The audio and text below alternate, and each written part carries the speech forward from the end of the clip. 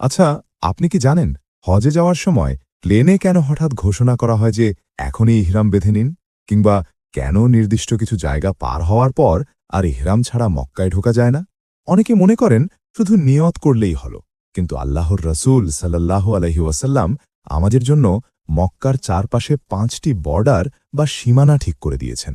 এই সীমানাগুলো না জানলে আপনার হজ বা উমরা কিন্তু অসম্পূর্ণ থেকে যেতে পারে। চলুন আজ আমরা ১৪০০ বছর আগের সেই বিখ্যাত মিকাতের মানচিত্রটি চিনে নিই। হাদিসটি বর্ণনা করেছেন হজরত ইবনু আব্বাস রাদিয়াল্লাহ। তিনি বলেন, আল্লাহর রাসূল সাল্লাল্লাহু আলাইহি ওয়াসাল্লাম ইহরাম বাঁধার স্থান বা মিকাত নির্ধারণ করে দিয়েছেন। মদিনাবাসীদের জন্য জুল হুলাইফা, সিরিয়াবাসীদের জন্য জুফফা, নাজাদবাসীদের জন্য কারনুল মানাজিল, আর ইয়ামেনবাসীদের জন্য ইয়ালামলাম। রাসূল বলেছেন, এই জায়গাগুলো ওই অঞ্চলের মানুষের জন্য, এবং যারা অন্য অঞ্চল থেকে এই পথ দিয়ে আসবে তাদের সবার জন্য মিকাত। আর যারা এই সীমানার ভেতরে বসবাস করে তারা নিজ ঘর থেকেই ইহরাম বাঁধবে। এমনকি মক্কাবাসীরাও মক্কা থেকেই ইহরাম বাঁধবে। সহিহ বুখারী ১৫২৪। সহজ কথায়, মিকাত হল একটি ডিভাইন বর্ডার। আপনি যখন আল্লাহর মেহমান হয়ে তার ঘরের দিকে যাচ্ছেন, তখন এই বর্ডার ক্রস করার আগেই আপনাকে মানসিকভাবে এবং পোশাকিভাবে প্রস্তুত হতে হবে। বাংলাদেশিদের জন্য মিকাত কোনটি? আমরা যেহেতু আকাশপথে যাই, আমাদের প্লেন সাধারণত ইয়ালামলাম পাহাড়ের ওপর দিয়ে যায়।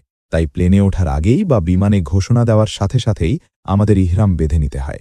ব্যতিক্রম হল, যদি কেউ প্রথমে মদিনায় যান, তবে তার মিকাত হবে মদিনার জুল হুলাইফা, যা বর্তমানে বীর আলী নামে পরিচিত। এবার আপনাদের জন্য একটি ছোট্ট কুইজ বা চ্যালেঞ্জ।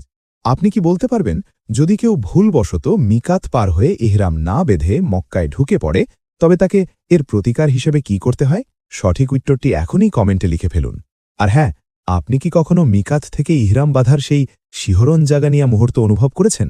আপনার অভিজ্ঞতা আমাদের সাথে শেয়ার করতে ভুলবেন না। ইসলামের এই ছোট ছোট নিয়মগুলোই আমাদের ইবাদতকে নিখুঁত করে তোলে। আমরা অনেকেই হজে যাওয়ার স্বপ্ন দেখি, কিন্তু সঠিক নিয়মগুলো আগে থেকে জানি না। এই ভিডিওটি আপনার সেই বন্ধুদের বা আত্মীয়দের মেনশন করুন যারা এবছর হজ বা উমরা করার নিয়ত করেছেন।